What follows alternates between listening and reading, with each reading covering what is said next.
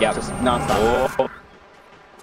Mid lane, RPG. Nice Sunstrike into a dunk. Easy pickoff. But yeah, you're right. These two cores have really been farming nicely. Keeping up with the new fashion on Invoker. No Handamitis, just going straight to the Aghanim Scepter, and now also BKB queued up for Sumail. Yeah, no doubt the most important item in this one for them. Try and stem the bleeding in this bit of a mid game. The Lena really wants to get rolling, and while speaking of which, you are also thinking the same way. And he scores a very early BKB of his own. So with all these BKBs coming out, what do we got that's actually piercing through there? It looks like it's just Axe. Nothing else that's really going to have much of an impact. Sunstrike, yeah? Yeah, that's also true. Big one. Yeah, that's fair. We'll allow it. We'll count it. More control, but okay. You know, right clicks go through BKB too. Wowzers. Okay. Not a lot of like Roche threat really from the Radiant. The best shot they would have would be with the Snakes. So if they can force EG into a spot, like they have very good forward vision now, it would be risky, but I'd say doable to go for the Snakes in a situation like this. They're not like a super hard commit. I think they're going for it. They're pinging right now from MSS. Pretty scary against the Invoker though. You just toss a Sunstrike in there, give you a free scouting tool. A little risky for my blood. It doesn't really seem necessary, and now with the BKB, oh, they really don't want it. Oh, that ward. Okay, this is the big fight now. So what do they see at the moment? They can spot SVG. Thinking about initiation here. S4 getting closer, but now they see MSS2. X on the Weaver, get things started. There's the Haunt. Wards come back. Huge setup from MSS. They get one. They get two. EG on full retreat on the back line. BKB used by Arteezy. They've lost S4. The Eclipse did nothing. Self-heals from your wire. Right at the LSA. It's going to be 4 down on EG. Oh. Forward Gaming break this wide open, and now they'll get a tier 2 mid. A 2K net worth swing and crippling fight for the Evil Genius. I think maybe EG thought they were in the Roche pit and they were kind of getting ready to set up there. So like in that mindset, you're thinking, okay, SVG is just out here kind of scouting and being a body block. Let's quickly kill him and move in towards the Roche pit. That kind of looked like the play, right? And then you're maybe waiting to Tornado or something because you think the heroes are in there. But what a jump from MSS. I thought he was getting a little bit late. He's waiting and waiting, and then finally that perfect moment. He's on 4 heroes, and the damage from Rezo just starts stacking up so quickly. Unbelievable from this Centaur. They won't be able to do too much to the high ground. They chip away at that tier 3 tower. Forward, going to count their blessings. They will back up just a little bit here. As 4 TPs into the shrine, he's surrounded by enemies, might not even know it. MSS looking for the stomp, but he's able to blink down to the low ground. They'll set it up onto the Shadow Shaman again. The easy combo. There is also a Blade Mail out on the Axe, so they can continue to rinse and repeat with that strategy. Now on pursuit of Universe, not going to blink up to the high ground. Yeah, MSS that was there trying to guard SVG while he's trying to They know Haunt is down. They know wards are down. Now EG are going to be the ones to walk into the and they can do it much faster. They don't have to commit all too much at all. Medallion, Alacrity, plus Luna Aura. Yeah, Roche is dead. I love those zombies tanking them too. Makes it very low risk. Man, a step backward for EG, but very nice to secure the Roche like that.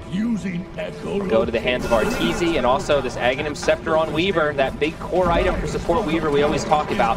1,200 gold away. Are you saying it was 1 step forward and then 2 steps back? Is that what you were going for? Yeah. Missed opportunity. No. Bottom tower is about to flounder. Tier 1 mid falls as well, so opens up this Radiant side of the map just a little bit more. Dire's bottom tower. We've got a real game on our hands. Forward still with the lead, but EG not out of it yet. Another quick spike here though from Rezo. I feel like he just kind of got that Radiance fight. Now he's already up to the Manta too. Really increases his overall damage. BKB for UR as well. So they still want to try and push things. Try and find another fight. I think Universe is kind of peaking at the moment, right? He's going around getting these last couple towers. Certainly doing much like S4 did in the previous match. And what a recovery from Crit. You know, gotta give a little bit of props to a guy that gets shut down so hard, so early on in this game, and now he's suddenly 1 component away from an Aghanim Scepter. Yeah, very impressive farm here. Nipping at the heels of that Centaur in terms of supports.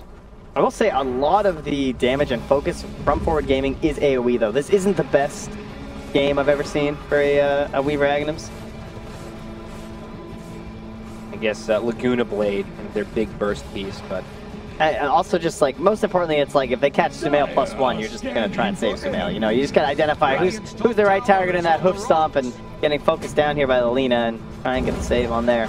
Well, the Spectre Classic, 4 heroes smoked while old Spectre farms the jungle. They'll get a deep ward down. That art button on the Ghost. It's a good one. Very Tier practical. 2, very practical. Yeah. It's a real bargain. S4 just trading in the top lane at the very least, so they get something out of this. Well, tier 2 drops, but the last outer tower for you. Butterfly queued up for Arteezy, about halfway there as he continues to farm out the Dire jungle. Forward, they want to keep this a high-octane game. They're moving around, they're hunting, they are hungry for blood, Trent. From here, this game, like, they've now taken care of all these towers, as you said, so now we start looking like how much can they influence the lanes, can they put EG into awkward positions.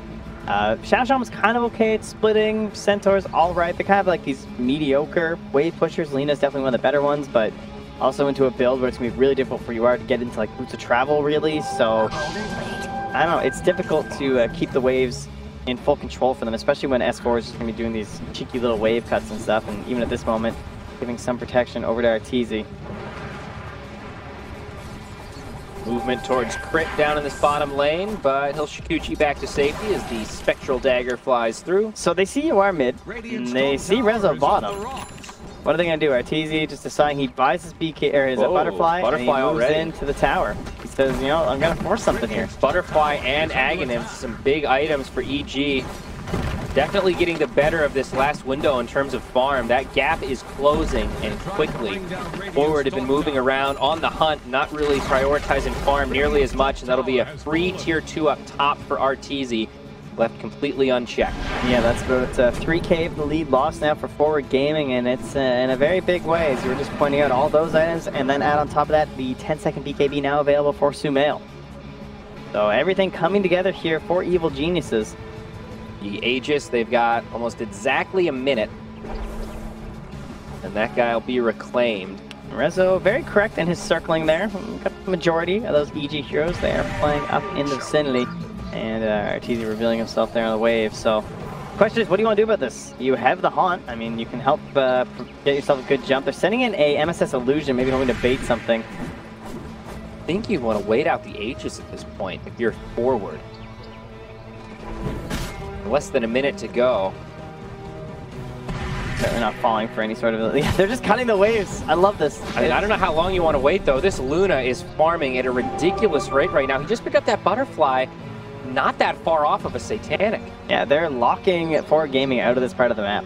Like, they have the Shrine in there, but they, of course, just can't go in there, can't Power Rangers your way in, so the only response really from Forward Gaming is to just head bottom and start chipping away at this tier 3. This is the only way to draw them back.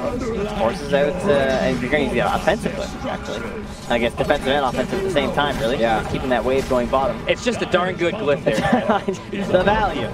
I tell you, all right, Sumail will head back. Yep. You have to clear this. They time this Aegis. On the other side, though, MSS jumps in. He's got no support inbound. He's going to be all alone. BKB does get used by Arteezy, but MSS goes down immediately. Now back on the other side. They are going to find S4 indeed. They'll go 1 for 1, and the tier 3 does go down. Sumail can't clear out the roster boards fast enough. Okay. But Arteezy gets the tier 2 mid, so not a bad trade for EG, but got to give the edge to Forward. Yeah, 100%. That was quite the play. So they find S4 and they decide they're not going to use the haunt, even though MSS runs in. It's like, if MSS gets a 3-man stomp, maybe we can start TPing, use the haunt and everything, but it's not perfect. He forces out a kind of bad BKB from Arteezy, has to play it very defensively, and then they say, all right, you know what, we're just going to secure a tier 3, and we're going to kill S4. Sorry, dude. Support for core. We're calling that a good trade at the end of the day. Now more rotations. EG still in this very aggressive posture. They've got great vision on the plateau. They can see all these movements. And SVG, well, he's going to get rid of it. How about Rezo? Speaking of plateaus here, he's down in the valley. Well, they see him, and this time Haunt not going to save you. No enemies to jump to as they're all in hot pursuit. Bug's going to give them the vision they need to try to chase him down over the trees. Rezo's still very tanky, though. He's got the Heart of Tarrasque up to 3,600 HP on this Spectre. Not an easy target. Everyone has rotated down here. We got ourselves 10 heroes. least played part of the map. Radiant scan, seeing maybe if there's going to be a Weaver, scanning forward, a smoke perhaps. And at the same time, all they can think is, that Roche may respawn in another minute and 20. All the encircling from Rezo, and there's the smoke. Who is going to be the forward hero here? Just out of vision of that ward on the high ground plateau that we were just talking about. But the courier comes right back through that ward, so they're going to know. Okay. They should be suspicious at the very least, though EG will rotate through and head to the other side of the map. Baiting with Arteezy here. This is the next level play for sure. It's like if someone TPs this shrine to try and farm, we'll get them. Ward on the high ground gets pinged out. They've got the sentries down. Vision will be reclaimed. They did not... oh, they put a new observer up. More vision for EG in this area. They've also got a fresh ward in the lane here, covering all their base. Yeah, he planned that while he was smoked too, so that one might go undetected, even though this one, of course, is much more obvious there. But the line is drawn bottom once more. I mean, they have Snakes and a Pugna. Very dangerous here. Pugna's going to have to wall himself over there if he wants to help out, but I'm sure SVG will be enough to threaten something here. Well, they find a catch in the mid lane. It's going to be on the Luna, the high price target, and they'll bring him down. There's no buyback there either. Why? Also going to be caught by Resolution. No, Sumail. Reality. He's gone too. Oh no, EG, the BKB from Sumail. He's able to blink back in time, but can they still bring him down? He's on the run. Ice wall used. MSS, he gets pushed back and disarmed. Meatball flies. Oh, SVG looking for some shackles, but he can't get it. Bottom barracks stay standing. Melee took about half damage. Looks like SVG must have dropped the Snakes there. Still great stuff for forward. Yeah, pickoff just happened too fast for Arteezy to react. Now another 30 seconds. Rezo confidently taking the high ground here. And what are the answers? You don't have a BKB on your Invoker. You don't really want to commit to too much.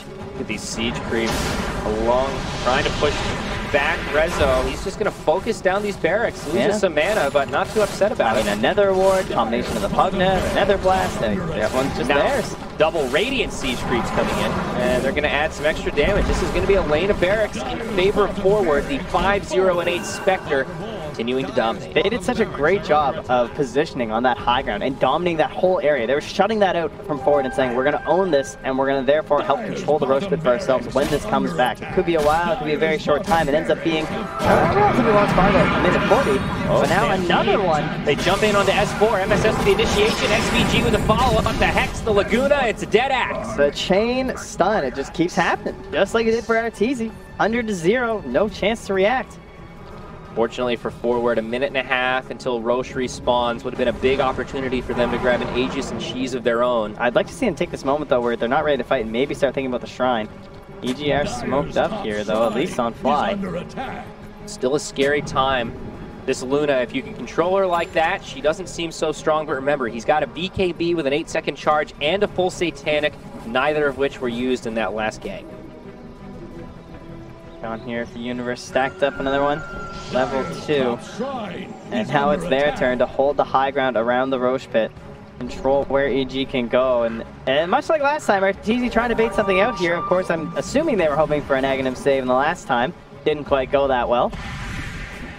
See if Crit's a bit more fortunate on that one. He's looking for that Blink Dagger, which seems to be so common on these support Weavers. Dire's top shrine has fallen. You all grouped up here, no smoke on either support. Playing very much together right now as forward. Basically doing the same thing. Realizing how precious this timing is around Roche. One pickoff will lead to a pretty significant advantage. 15 seconds till he's up and both teams know it. Yeah, Rezo needs to be very cautious though. He's the one who can play alone, sure. The rest have to group up, he's got the haunt. But he cannot be picked off by himself. And okay, so now a bit of a risky play. Oh, they're gonna get the Roche. It spawns the second they walk in the pit. Yes, their tier 3's taking damage. There's a couple of catapults there, but the rest of the forward game has gone back to their base, and they're gonna be too far away for this one. They just kill it so fast, so it feels risky, but they just drop Roche in sub 10 seconds. Another Aegis Cheese for Arteezy. Great composure from EG. Is it gonna be enough though? Smoke rotation now from forward on the way. They want to try to punish this. Ward on the high ground, in range of this sentry. Is no Aether, no Blink Shaman, not exactly the best hero to be at front. At least if not, if you want an ace, it's a good catch. So EG gonna be able to dodge the gank. They're just gonna head back up to their own high ground. So it cost them like 2/3 the life, a little bit more on their tier 3 tower, but of course with the soft chipping of Universe on this Pugna, just slow sieging it over and over, it's pretty hard to stop the tier 3 from going down anyway. It's gonna be well worth it for an Aegis and a Cheese. They just have to find that big fight. And, as we're being blessed there from Script, you can see the Agam Scepter picked up as well for our Luna and what that's doing. Putting up to a mad amount of damage with the additional damage from his in. The Luna. Oh, what did I say? You said Luna. Oh, that would be a lot of fun. That would be great. There's absolutely no way. I mean, who puts 2 heroes that are 1 letter off? First, but anyway, I digress. It goes up to about 1050 with the bonus damage. BKB Slicer.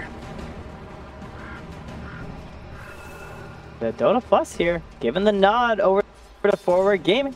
Taking it from 18 minutes. We all know how much Dota Plus likes Spectre, so let's not get too excited. And we also know how often Dota Plus is kind of right, so maybe it's okay to love Spectre. Funny how machine learning works like that. The Hurricane Pike now picked up for Luna, so Arteezy getting a little more mobility for himself with Scotty queued up to finish off that last slot. BKB also up on S4, that is the 10-second charge as the Butterfly secured on resolution. That's no buyback though. I mean, that's a little dangerous against a Luna and Volker draft who is Aegis and Cheese to have no buyback. Yeah. Especially he does with have Spectre. Like 4k HP though, so kind of helps. Still, I mean, we've seen moments where, you know, Spectres hold that haunt, die, buy back, haunt again. I mean, that can be a game-ending play in the right context. There's certainly a degree of risk. Also closing in on that level 25 talent for resolution. So Highest now, level in the game by 2. Yeah, just once again, Spectre, right? Being able to play by yourself the entire game, never having to split HP with any lurking heroes. Speaking of lurking, it's S4 way in the back line, kind of cutting off the side of Forward from reacting to the rest of Dire. And EG running low on structural resources. The Serpent Wards come down, they'll finish off another tier 3 tower. At a range of the barracks here, so not a tier 2 big bottom, threat. but EG maybe not sure what to do. They're kind of looking around the shrine, hoping to catch someone reacting to them. They're not going to end up going to push the tier 3. Forward playing this so well right now with their aggressive movements, just not giving EG the openings. They have a smoke on fly too. They might think about cutting them off here. EG need to make some sort of a play if they want to regain this. It feels like Forward is going to be able to keep doing this chip away at their base, and eventually Megas will come out. They've got a lineup that can hold, but mid lane, S4, he's going to get jumped on. BKB not used in time. They've got the burst, and it's a dead axe without buyback. Yeah, looking a little lost from EG. They just can't find a play there. They're hoping someone's going to be coming back, maybe to deal with bot. They're going to run or something, but now Crit's starting to scout them out here. Doesn't look like there's a gem available. Hesitating though, cautious to get caught out there. No tier 3s remain for EG. They're going to grab Crit. Or staff back, but MSS is there. Another huge stun connects on Arteezy and Fly. The BKB Satanic are used. Luna trying to turn things around, but EG have already lost a lot. Resolution deep in the base, taking pretty heavy damage here. He gets disarmed, but able to Spectral Dagger back to the low ground. He still had no buyback at the moment there too. A little risky. Still an Aegis on the Luna, but no BKB. EG do hold on, but it's costly. Yeah, that was Aegis and Cheese you're fighting into while there's also no Spirit Vessel on your team too, so. Here it is, Trent, it's queued up. The Rapier for Arteezy on the Luna. EG feeling the pressure, knowing they need something wild to regain the game. All in on that big item. He still needs a little bit of farm to go. Probably going to pick it up after the Aegis. S4 looking to clean up his game here. Looking for that one big call. 3-8-0. Can he finally get a big one on the board here? They run into each other. Instead he gets hacked. MSS again with a good stomp. Now the wards come down. Arteezy in the back line trying to do some damage. S4 able to live thanks to the time lapse. BKBs get used, but Arteezy taking huge damage from the War ultimate. That's the Aegis only for SVG. Now a taunt onto the Spectre. MSS playing out of his mind right now. Finds 2 without buyback. It's basically just Arteezy and Sumail. BKB's on, but they do not have the damage. EG need to get the hell out of here. Forward are going to clean this up. Trying to pursue MSS again, but this time he'll get pushed back, and Arteezy brings him down, compliments of the Hurricane Pike. Oh, that tip is 100% deserved. MSS barely any vision there as he's about to hop in, and Arteezy somehow manages to grab him at the last moment of that push. Fantastic maneuver there, and you gotta love the respect from MSS instantly. Incredible performance on this Centaur so far. He's definitely been the highlight of this one for me, I have to say. Making these team fights feel impossible for EG. And we get to watch it again here. So S4, like, they're just kind of bumping each other, and as I said, S4 instantly hexed up too, but that time-lapse save was there in time to help things out. But, well, back in our main game, we got ourselves a haunt there on the crit. He's dead. Down, and now Luna in a lot of trouble. 10 seconds on the BKB, has a Satanic, makes it down to the low ground, but disarmed, life drain, that'll secure a double. Artesian crit in the grave. Resolution with the aggressive tip. 30 seconds on Ross Awards, so they won't be able to just cripple these barracks straight away, but Arteezy might be forced into a buyback here. Brit will not have it. 75 seconds on the sideline for this Weaver. Buyback is on cooldown. Whip also available, and there it is as S4 jumps in. He will grab Lena, but gets hexed straight away. The Cataclysm doesn't connect on much. BKBs get popped. Arteezy's back in the fray. They need to get something out of this. Resolution just feels too damn tanky as he's in the front lines. S4 able to survive just barely. But Sumail not going to be so lucky. He buys back now. Barracks still standing, but SVG, he's got the Serpents, and they're going to do the work for him. Melee Barracks will go down. Forward, staying on the low ground, not taking any undue risk. Half the barracks now down for EG. Starting to see a pretty common theme with a lot of the best heroes. Oh, we finally get ourselves another replay here. As well, we had one replay into another replay, and there, that time-lapse save that was there, nearly giving another life to Arteezy, but still going to be enough. Yeah, will end up falling, but even if Arteezy wants this rapier, now very far away after that buyback, is absolutely forced into it, but still has a whole Sacred Relic to farm where the big damage comes out, as Scotty is now going to be the 6th slot for the Spectre. Also doing up the Abyssal Blade to replace those boots. Rezo's going full raid boss, baby.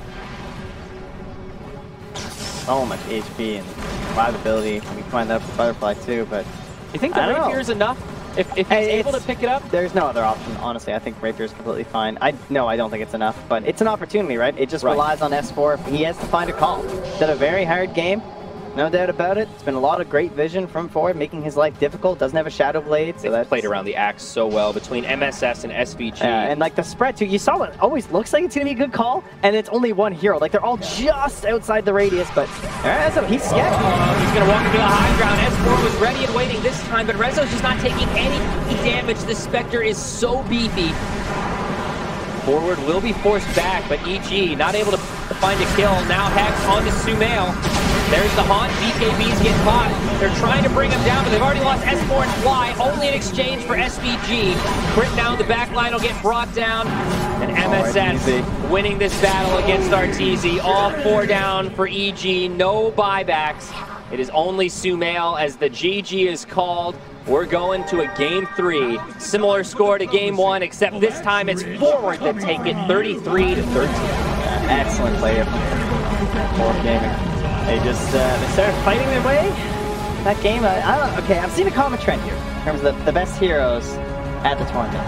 And that is heroes that can take any small advantage and just like dominate the whole map off of that. You know, see this Terrorblade, right? Just like every single meta, you're able to go push, take some towers. Hugna, a hero that kind of fell off a bit. I feel like he wasn't even banned that much as things started going right from the tournament. Like right before this, he's first phase banned, first phase pick, but now he's kind of in and out. He can just push down these towers. Game 1, it worked for EG. Game 2, now of course it works for Forward Gaming. And the Shadow Dominant. I mean, dude, Forward Gaming, they found something with this hero. They really did. Rezo also going 11-0 and 14 on the Spectre. Just that was pretty good. Illustrating how little pressure was put on him throughout that game. I would say that I am charmed by the Snake. Okay. I think they've done it for me with the Shaman. All right. It was good stuff. Let's send it back to our panel to hear their thoughts about that game. Charmed by the Snake. Never thought I heard.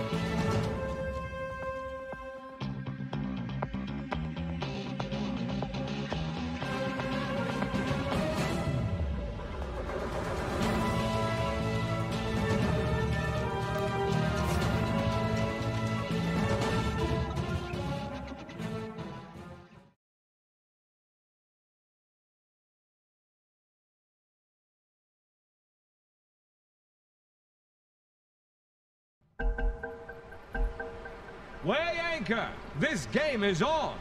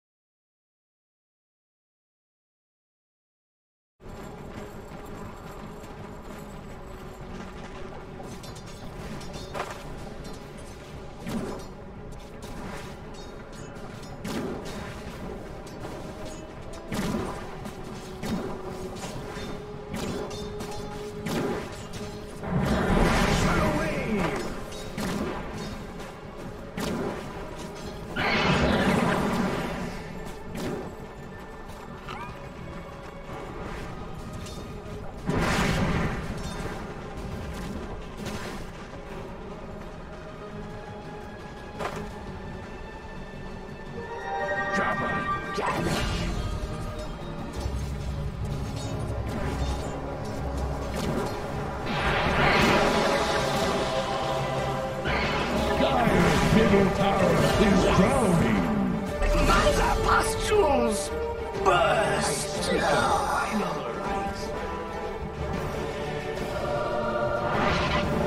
Double kill!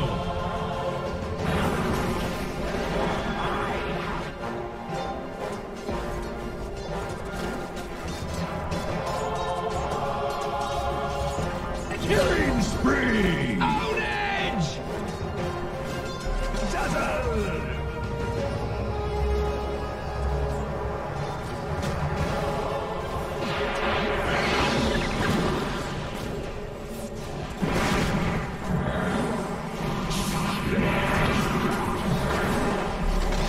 Zap!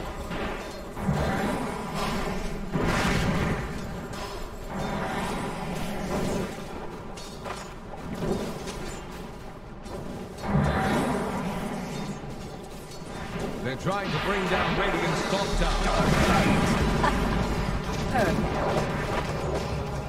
Killing spree!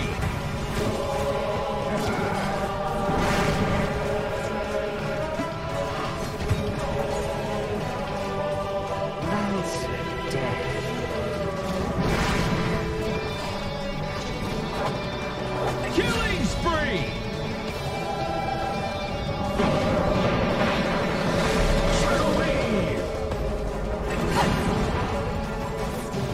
Antiseptic shock.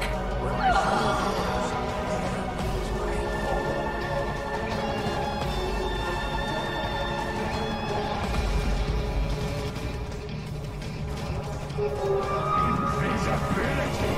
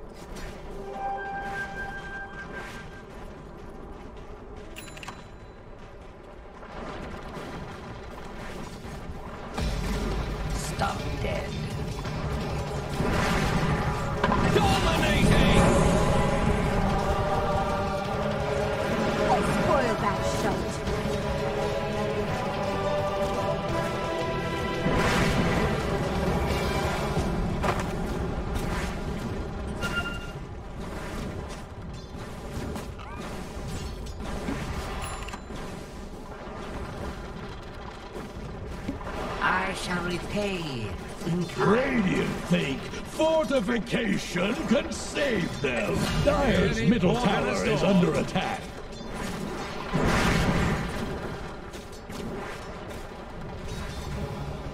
Dire's top tower needs some friends. Same as you, Tide Hunter. Dire's top tower is about to take the plunge. What's this? Dire fortified their structures? Dire's middle tower is under pressure. Dominating! Dire's middle tower is drowning.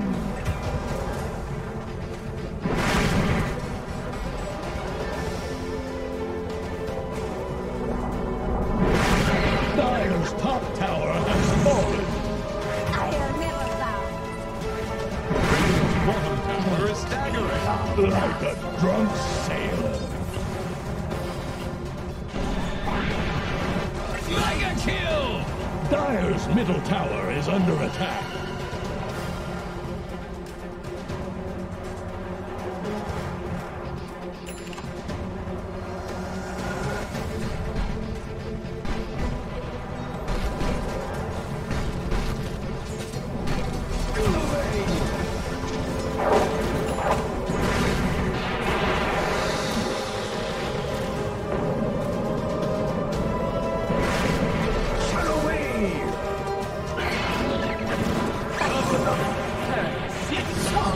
In the wound.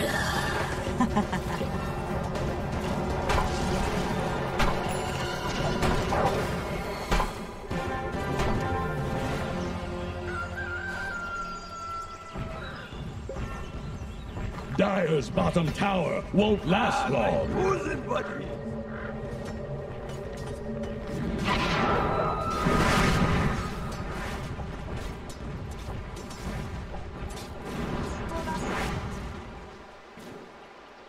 Shadows take us.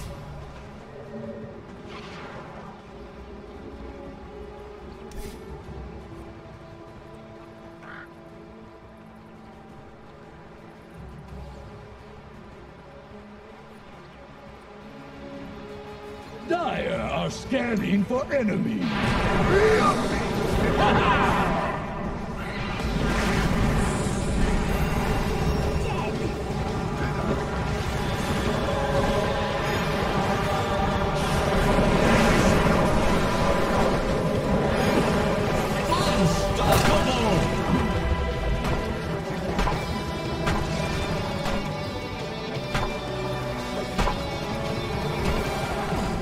Dire's structures are fortified.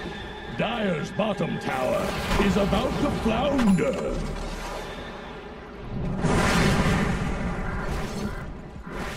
Dire's bottom tower is under attack.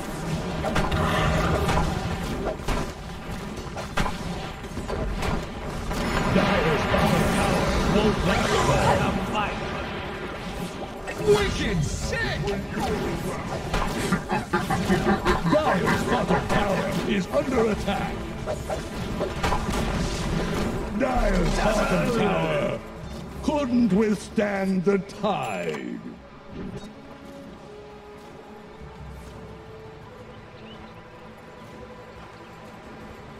According to balance the scale.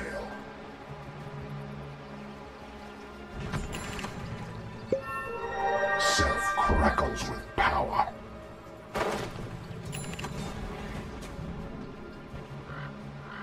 Radiant's top tower is under attack.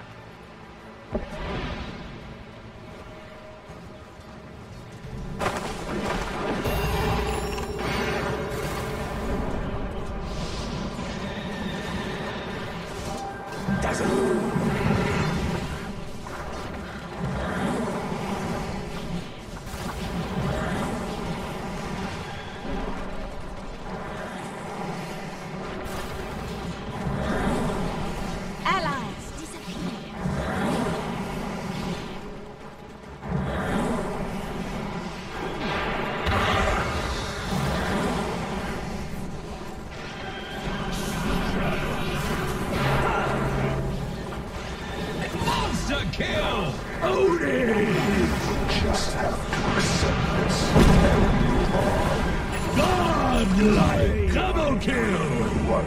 Dire's middle tower is under attack. Radiant's bottom tower is under attack. Radiant structures are fortified.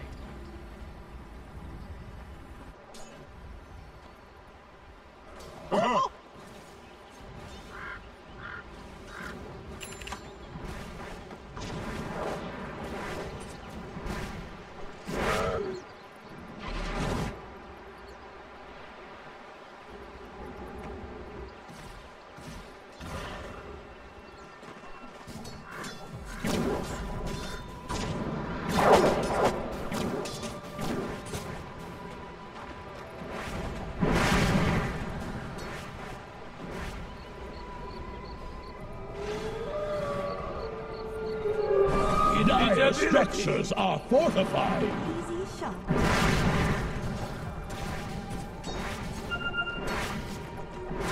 Dire's top tower is under attack.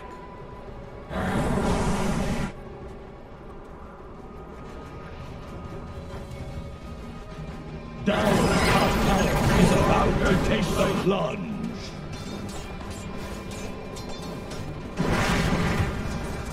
Dire's middle tower is under pressure.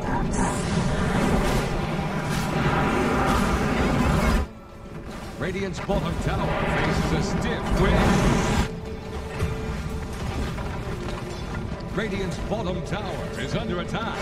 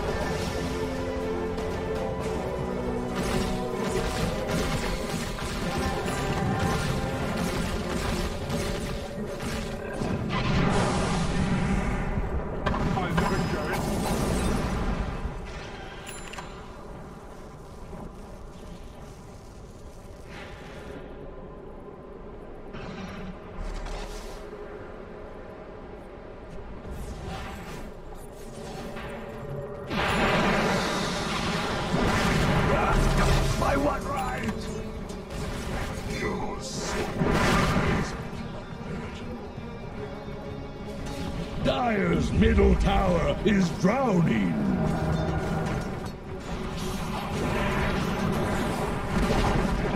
Dire's middle tower has fallen.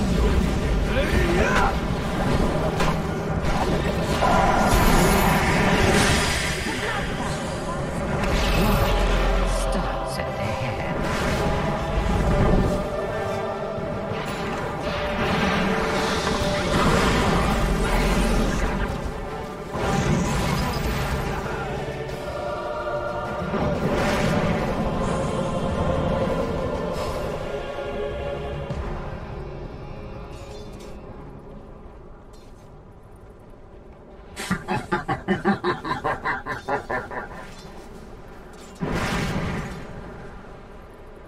Dire have the spyglass at hand. Fish.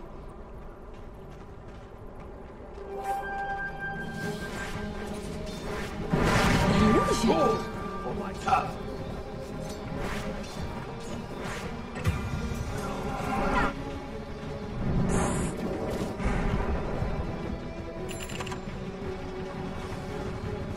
Radiant's bottom tower faces a stiff wind.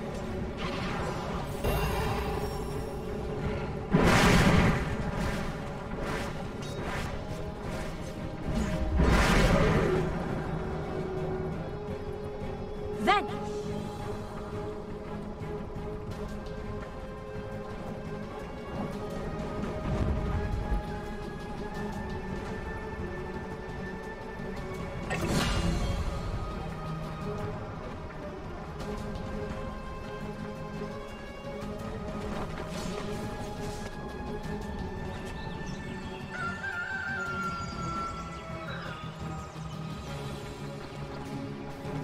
Dire's bottom tower is about to flounder. Invisibility. Are Radiant using echolocation?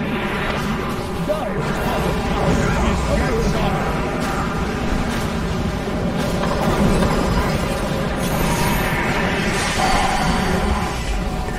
Dire's bottom tower won't last long. Double kill!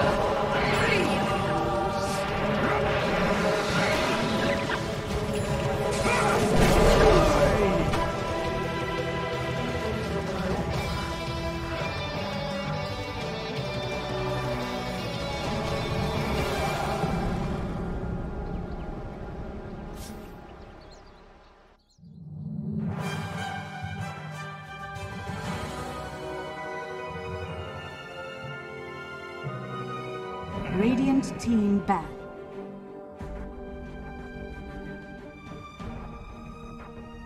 Like which? I Which? think adds a lot. Like all these Slarks, honestly. Oh. I'm saying these Slark Ursas, these like heroes Okay. that like jump on you and All like of the ocean heroes. Yeah. Tidehunter, Slark. yeah. Forward gaming some stats. 500 like one for the last 3 months. Okay. 25 days ago, it was a win against Jay Storm. Okay. Oh. Who played it though? 5 Snaking seconds it? remaining.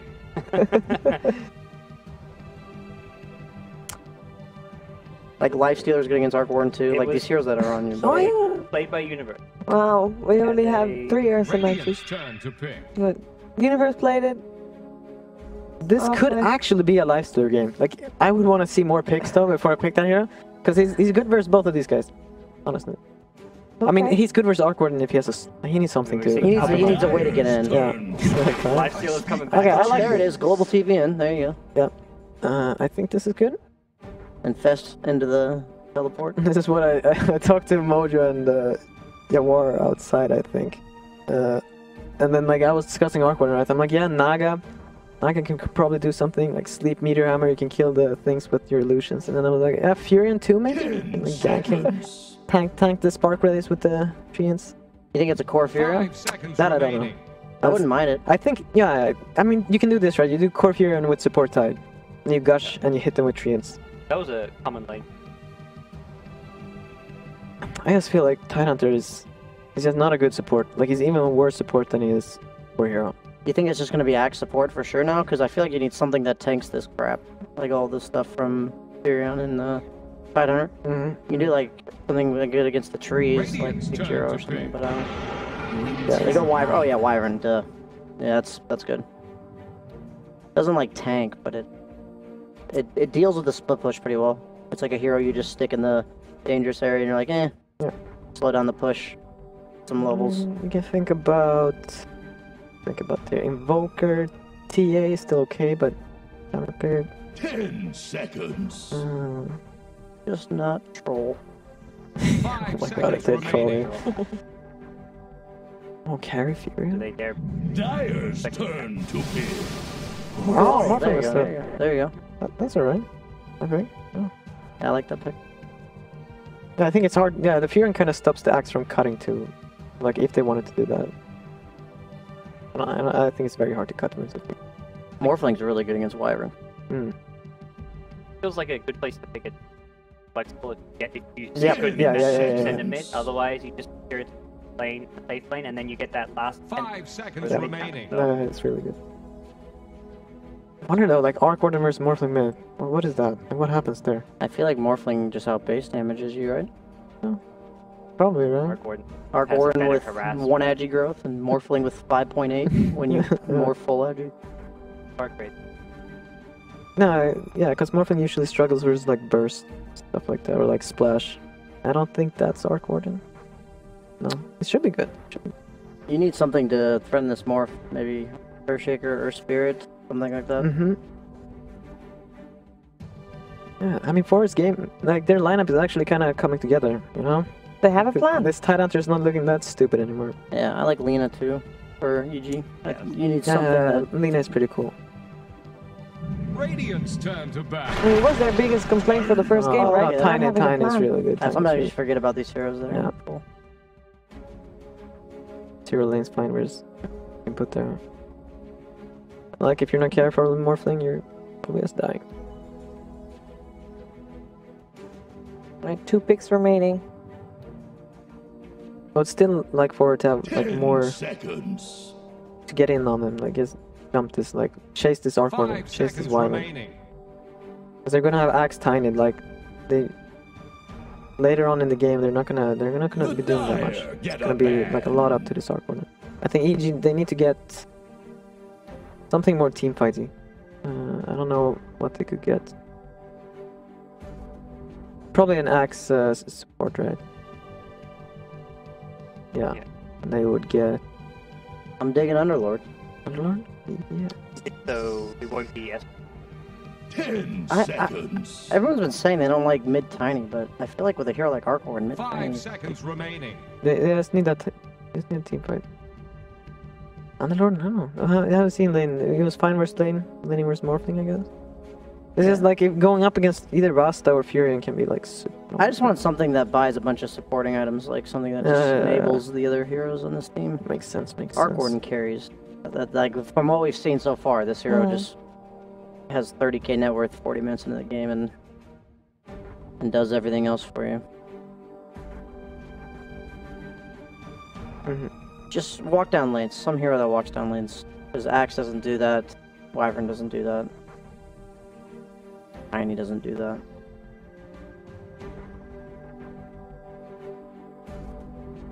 Oh yeah, Veno. I was thinking about Venom. I don't think it's that good for them, but maybe it's good for forward.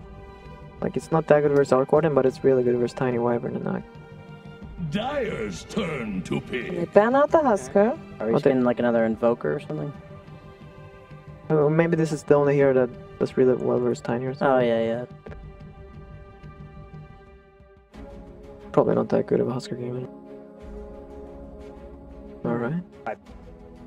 I have no idea what EGU actually wants to pick. But this, as you say, they need some more team fighter things. Either like buying team fight items or having some like comfortable 5 spell. seconds remaining. Phoenix Radiant's is turn to pick. banned. Skywrath. Oh, they go the Skywrath. complete opposite. Alright. Keep in mind, Skywrath can silence without cast point, aka if you have it on Tidehunter and you continuously cancel, you can silence him before he ravages, if he blinks in. Right? Yes, Yeah, sure. that is Yes. absolutely true. No cast time on that ability. So it's a classic Axe Skyrath lane, right? Sky, yeah, I guess it's 10 Morphling. seconds. And then it's Wyvern Arc versus probably 5 seconds remaining. Prophet Tidehunter, I guess. Yeah. Yeah. That's why they banned the Husk. Mm-hmm. And if they were considering a Shadow Shaman core, I think that Skywrath kind of put them off of it. Yeah, that's Okay. fine. You don't want him to lane. Mm-hmm. I feel like guess they're if just gonna he- pick Monkey again, but I don't know if it's good. Yeah. Yeah, it's not that easy, right? I'm not seeing it's a something hero obvious. TA maybe? Yeah, I was Yeah. thinking about TA. Like, I think it's okay. I think it might be fine. I can imagine you are calling only resident. TA. Piranha. Yeah, Oh, I think Comfort here. that's okay. I don't know though. The lane, this Tiny is gonna definitely like a really good game. If the Morph Tiny matchup is like not something I want to see don't who's playing understand. core between Nature's Prophet and the Tide. I think that'd be- Well, Resolution is playing the Morphling, and you are Marana, so that is already Hurry up, locked guys. in. Gotta make predictions. Yeah. I'm gonna go with my instincts. I think forward is better team fight. So I'm gonna go with that. What Going would you for the rather see, title. Brian? Or Tide? I'd rather see Core Furion this game. Actually, no. I think I'd rather see Core Tide.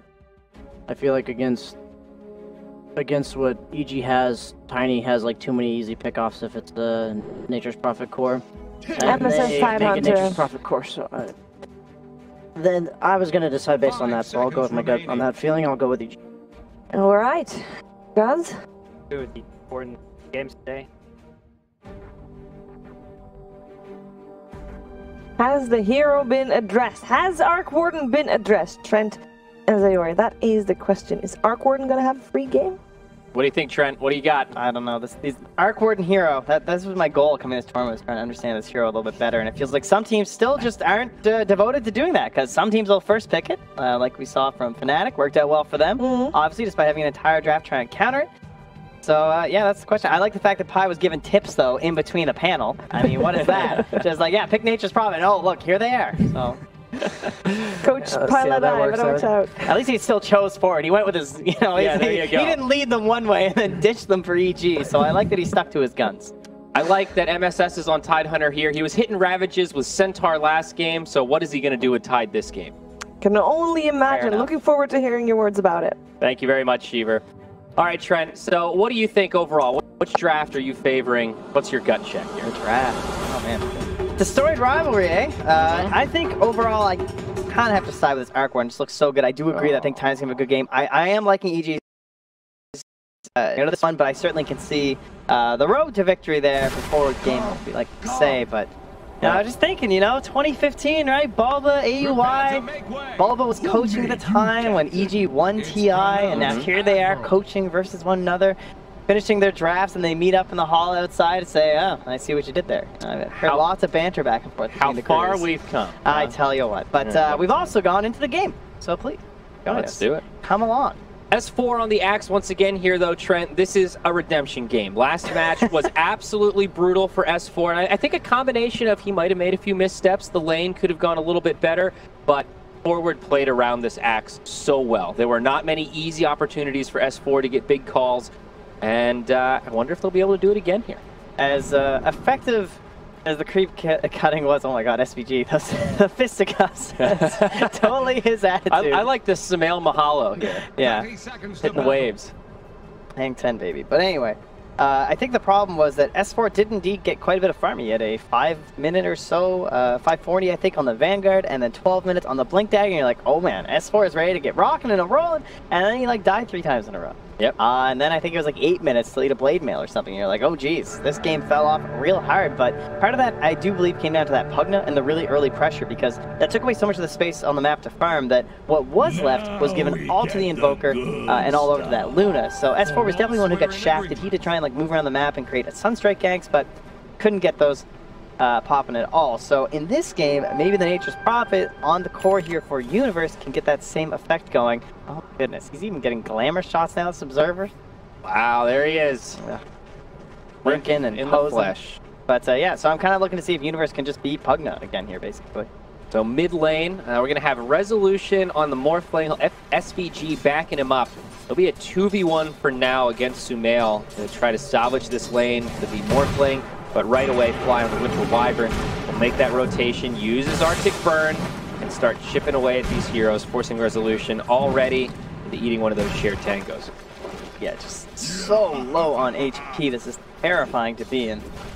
Yeah, that's the big question mark for me. Skywrath, Axe, an incredible duo to try to put pressure on this Morphling. Not going to be an easy game for Rezo, I don't think. Up top, S4 also taking a lot of damage in this initial wave. Tidehunter has leveled up that Gush already.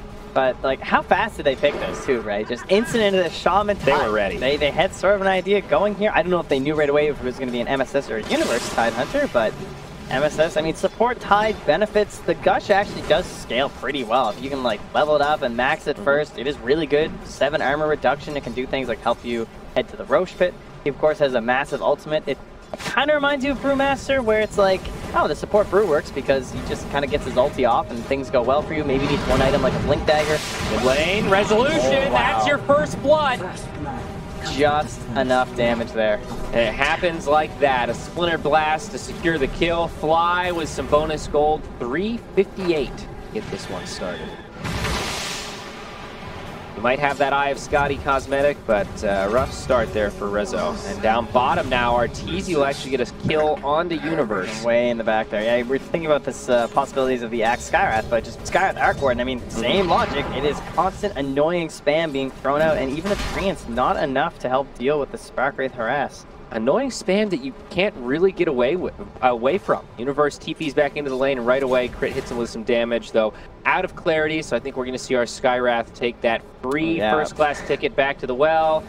The beautiful sight. You know, the OG hero here. Shout out to the big bad fur, the man himself, starting to get his friend off. Courier mid will be okay for now. A Resolution taking a lot of damage. Sumail not able to finish off the kill, asserting their dominance over this squishy Morphling. Yeah, this tiny game already looked good, and you're like, okay, how do we stop this tiny? What do we do? Okay, well, we'll put 2 heroes mid versus the tiny. But that bringing in the Wyvern just suddenly, it feels so much worse now. Yeah. Like, it was already going to be bad. damage. But through all this, Rezo is still getting those last hits, right? He's 11 and 2, so see if he can try and keep that up. But at the current moment, all that damage on the tiny just allows Sumail to control this lane and keep it out of reach for Rezo. Exactly, and it just gets worse from here. It feels like, you know, Tiny's burst damage scales very well with some of those early levels. He's already picked up that regeneration rune in the bottle. Down in this bottom lane, Universe still taking a lot of harassment, but able to survive through it this go-around. Salve up Rezo there, and yeah, MSS just chasing S4 away. Good idea. Use the camp there, try and put some damage back there, but not great. I mean, no one's just in the lane, right? That doesn't feel too bad. Yeah, I think Yawar is pretty happy with that. A free farming run. S4 is not winning this fight. There's no way MSS gets this kill. There's no way, Trent. The battle hunger move speed plus the boots will be enough. Now the South. Oh, hello. Oh, it's kind of on the way back, though. He's got boots himself. Meanwhile, the poor Nature's Prophet has to TP back. Tough lane for him. Back to the mid. Resolution continuing to struggle. Probably going to have to eat this next healing salve as well. I have to say, much like last game where they were kind of trading a free game on a Spectre versus a free game on an Axe, this doesn't feel too great to be trading free Mirana for Arc Warden. I feel like the Arc Warden, you know, getting off to this very early start, quick Necro, quick into the Midas thereafter, sounds like a pretty bad way to start your game, especially when the Tiny is the other core that's doing well. I definitely think that S4 is the least important one. See a setup mid, Shackles onto Sumail, but flies right there with an Arctic Burn as well as a Splinter Blast. Just Tiny safe. I would agree with you though. Definitely more afraid of an Arc Warden than a Mirana, especially how this series has panned out so far. We've seen the power of this Arc Warden if he gets that momentum. See S4 surrounded by 3. That's a lot of creeps though. SVG with the Shackles, he's a little too close, and that'll be a dead Shadow Shaman. Resolution also fell. Yep. Sumail gets himself a kill. Looked like Crit moved in there with the Ancient Seal and the Concussive Shot to help seal that one off. Advantage for EG there. S4 getting a small stroke of luck perhaps that he was close enough, despite being stuck in the Shackles, for that counter helix to find him a kill. Got that kill before he went down, so got a little bit of extra experience to his name. MSS coming mid. Okay, they're going to go with the arrow, the leap. Sumail should be done for here. Other shock, bringing him low, and Yawar actually the one to bring him down. So a nice early rotation from this Mirana. They're going to put Rezo in the top lane. They're going to pull a full lane swap. Yeah, taking a page of the old EG book. That Radiant off lane feels very secure. I mean, they had to do something. This Morphling was absolutely struggling. Yeah. Mirana much better suited to deal with this duo mid. As I say that, he takes a lot of damage. Able to survive, but dominance has been asserted. Oh, and even an Arcane Rune down bottom there for a Skywrath Mage. Perhaps one of the most obnoxious ones, but he's going to be giving up to his best buddy there, Sumail, once again on these early phase boots. Sharing is caring, Trent. And now S4. Be in trouble once again. Universe using that global presence.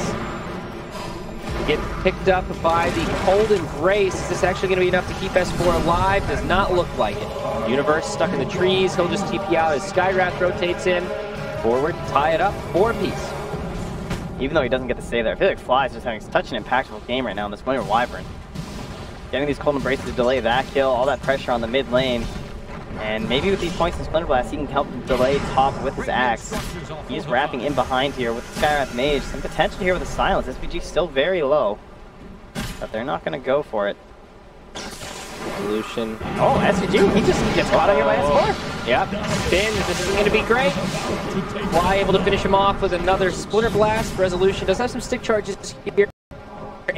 And the use raindrops. Be able to survive the line. And with the angle he took there, that probably won't even give away the ward, honestly.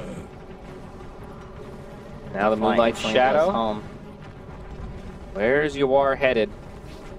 Right now, this is just an open lane mid for Sumail, so... Yeah, what is this game? Very odd to have so many of these open lanes this early in the game, but it feels like there's always one on map so far, and all these rotations away from Artesian, yet he still holds very high in the net worth chart behind the Mirana at this point. You are still number 1 despite going for a rotation there. Gonna find the opening with the Moonlight Shadow, and back to farming we go. We've seen how good Ford have been in terms of offering up some space to help those supports catch back up. Yep. And we'll see if they can do it again here with MSS. Obviously, it was pretty important on a Centaur War Runner. I knew maybe even more so on a Tidehunter. Yes. Alright, getting close to level 5 on the Tide. MSS actually holding on to a point. We'll see up top, Universe, using that teleportation again, looking for a kill onto Crit. Trying to find his way through the trees, but Resolution will waveform in and bring him down. There's a Tempest double up here, though. SVG does get off a set of shackles, but again, the Splinter Blast, all are there. Gives the kill to the Tempest double, too. Wonder why everyone's such a good pick this game. Certainly feeling his impact thus far. Necronomicon, it's out on Arteezy. This is just the beginning, Trent. Yeah, he has no boost though, so diving this deep, he's probably dead. MSS comes in from behind. There's a gush to start things off. Dewar leaping all around. Starstorm for some extra damage. Arteezy with the TP will be interrupted as SVG comes in with a shackle. We'll get those Necros. So we'll hand it over to Sumail down here though, wants to punish. Thinking about a toss play with Crit perhaps? Thinking about it. You might want to use that damage, yeah. Well, they're going to go right in on the Shadow Shaman. Easy pick off for Sumail. Triff will be able to find much more here, but meanwhile up top, Universe and Resolution push into the tower, and that will be a tier 1 down, going the way of the Morphling. And this is what you're hoping for, I think, right now in this game. Get that Pugna-esque hero Rezo. Pretty low.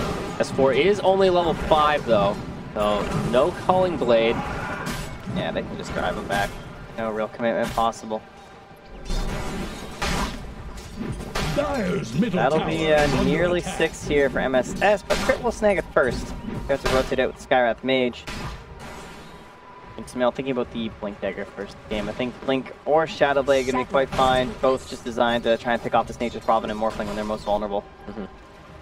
Feels like the Blink is a little more standard. I think we've seen that first more commonly. Down bottom though, going to see a chase onto Crit. More shackles come out. Magnetic Field, trying to buy him some time. That's going to be 4 bounties again at the 10-minute mark. I think that's what happened last game too. Right when things were starting to look very good for EG, Ford had all 4 bounties picked up. Winner's Curse, a lot of damage onto SVG, not quite enough for a kill. Ooh, that's very liberal with the tips today. The prize is mine. He's feeling good after that last game. Trying to keep up the momentum, I suppose. Vanguard on the way for S4, much later than last game. About 10.5 minutes. You see that Vitality booster picked up. Ah, man. The difference when your axe can't just creep cut. Yeah. Staggering. Truly. Still not bad farm for the axe, though. Our Tidehunter is now 6. Some options for MSS. Deploy the big team fight mechanic. They're looking for the kill top. They have the smoked up Tiny and Skywrath Mage, but Resolution. He seems to think something's not quite right here. Where is that Tiny? Haven't seen him in a while. Scan won't connect. He's just outside of it. Oh, wow. But they're still hunting. Smoke will break on Crit. He says, hello, he's here, but... Waveform TP. No way to get there. Oh, great game sense, though, from Resolution. TP's out just in time and goes right back to farming. I gotta love those not panic TPs home or anything, just right back to farming. And MSS, he's been getting that space, as we were discussing, as we've been so good at. That is a core axe, by the way. And this is basically a core Tidehunter at this point. He's supposed to be a support, but he's backstroking down here as he imagines the farm against S4 going, you know, I think I'm about even with this guy. He's got a mechanism queued up next. Are you going to free ball the Terror? He's going to hold out on it. Now there's Starstorm and even Universe going to join this party, get in on some of the experience and transition this into a tier 1 tower push. The Vipes, they're going to be deployed. That felt a little, if it's not just me, that's a little unnecessary.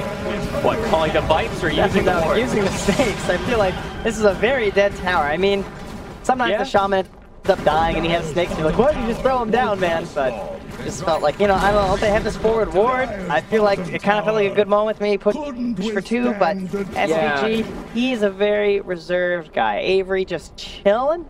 I think with the ward down, you're absolutely right. You almost want them to come try to mount a defense of some sort so you can get that jump, but absolutely secures the tower. I mean, they can't see Sumail, so they never know if maybe he has the blink dagger or something. He's actually just kind of close. He has haste runes, so fully understandable. Very easy to say from an omnipotent perspective when we are clearly not omniscient. No, it's a fair point. Definitely the timing where you want to be aware of that tiny blink dagger and not give him just a free pickoff when you could have gotten an easy tower. Arrow, though, hits S4. Very nicely done by Yawar. That ward up on the high ground, paying some dividends as they'll get another kill on this Axe. Now a dominating streak for the Marauder. Having a hard day. S4. Well, these the older offlaners aren't doing too hot. Yawar having a really good game on this Marauder so far. Feels like he's been all over the map, but it's working out. 4-0-2. Yeah, constantly securing those kills, so keeping his own net worth up high and just creating more ease of space for resolution. But Arteezy looking to give some more space inside the EG. Yeah, so much vision here. Very difficult to try and collapse and defend here from forward gaming. Some eyes on Sumail. I think they've seen this blink dagger now. SVG needs to be a little careful. S4 just called a massive wave of treants and so much. Moonlight Shadow, perhaps looking for a go onto Sumail, but he will blink back to his side of the river before they can catch an initiation. They do have a ward down, so pretty good intel there. As the Moonlight ends, though, there's an Invis rune on Yawar, too, so could be thinking about a go here. Now it's just S4 continuing to farm up here and try not to farm those, or rather eat away those treants this time. The farm, he desperately needs only, less than halfway to the blink dagger at 15 minutes. This is not where you want your Axe to be. Snakes are back up, so Sumail, a quick go here, but already got that morph off from Rezo. Just not enough damage. Fading with that ward on his own high ground. Be a little wary of the Ravage here. Level 9 Tidehunter. He saw the ward instantly pinged from crit too. They had a ward of their own. I think they got out of the vision before they smoked though, so they might get caught off guard here. In fact, Arteezy walking down. Oak still hasn't been popped. SVG leading the charge on his brown boots windlace right now. Sumail, they're going to break the blink dagger. Arrow comes in and it will connect as the winner's curse comes out. Universe, he breaks the blink again. There's the Ravage, connects on 2, toss back, and SVG will go down. EG with a lot of reinforcements. Their whole squad is here as they grab MSS. 2 dead on the side of Forward Gaming. Looking to pursue into more, but Yawar tosses an arrow. One more leap. He's going to be able to make it out. These bounty rune fights have become so prevalent as of late. EG ready to respond there. Fly again, great curse. Much better than this first one in the game, I suppose, but so far this match just playing pretty much flawlessly on this Winter Wyvern. I feel like he's done everything for his team. He's 2-0-5 and just really securing things. Now level 9 because he's just been kind of parking in lanes too. And a nice chunk of experience for himself, even over crit. Yeah, both supports actually doing pretty well in terms of economy. See more rotations mid now for forward. They want to defend this tower. Sumail gets low. Oh, I don't know about Universe, but that's going to be straight to his death. S4 decapitates him. Now catches the taunt on the Morphling. Wards come down, and they're going to grab crit on the back line. Yawar getting another one on the scoreboard. Despite Universe TPing a little aggressively, they still clean it up. It kind of works. And they get the tower. They defend their own tower and get the enemy tier 1. Yeah, it takes a lot of attention, some skills thrown down by EG, and they're able to capitalize. I mean, that's taking a fight without Ravage too, which is difficult enough. So Snakes will find their use to another tower, but maybe thinking about a little bit more aggression here as Sumail shows up for the shrine, and they will smoke right away. Fly with 1,300 So gold. they have a great ward here. He's the Shaman, the Tide, and the Morphling. More moving towards the Ancients. Is that where they want to go? Or they want to try just a quick pick on the SVG? Like take the easy one. Will be the ladder. Yep, down he goes. Moonlight gonna end up being wasted too because of that. Easy pick for Sumail. I think a blinked dagger in the hands of Fly feels particularly scary this game. He's been getting great counter initiations without it. Yeah, it's a bit of a tough call for him this match, actually. Not sure if the Glimmer might be better. Oh, Glimmer. A lot of magic. Yeah. Cool. I kind of like the Blink just because of the staying out of Ravage range. You can help like turn fights when they try and focus in after Ravage. So I think Blink should be the item. But speaking of blinks, S4 will at least have his. And it's been a lot of action coming the way, like, from EG. It seems that 4 Gaming kind of stuck playing off of these cooldowns right now, whereas that is not an issue for Evil Geniuses. You have an Axe and a Tiny, the Skywrath Mage, really not a lot of cooldowns they have to play around with whatsoever, and they're all just creating space for RTZ at the moment. They're trying to bait something out here up top, just a creep wave hitting the tower, very casual, hoping that someone's going to TP and respond, that Axe can jump on top of it. S4 will now cave in, grab the wave, and the opposite side, the aggressive act is now coming because they have the Ravage, they have the Snakes, but they're going to arrow the Alpha Wolf. Almost. Close, but no cigar.